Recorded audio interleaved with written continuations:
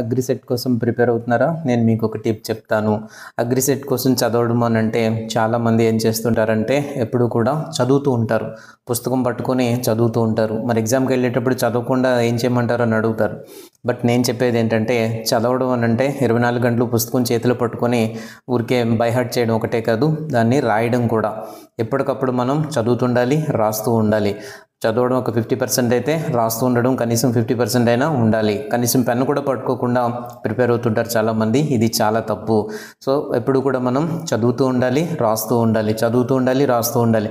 ఇలా చేస్తేనే మనకు ఆ విషయాలన్నీ కూడా బాగా గుర్తుంటాయి. లేదు అని అంటే మనం ఎంత చేసినా సరే, మనం ఎంత చదివినా సరే ఆ విషయాలు ఏవి కూడా మన మైండ్లో గుర్తుండవు.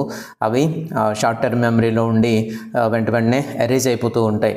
కాబట్టి ఎప్పటికప్పుడు మనం రాస్తూ ఉండాలి, చదువుతూ ఉండాలి. రెండిటికి కూడా సమానమైనటువంటి ప్రాధాన్యత ఇస్తే ఆ విషయాలు మనకి చాలా బాగా గుర్తుంటాయి. Thank you.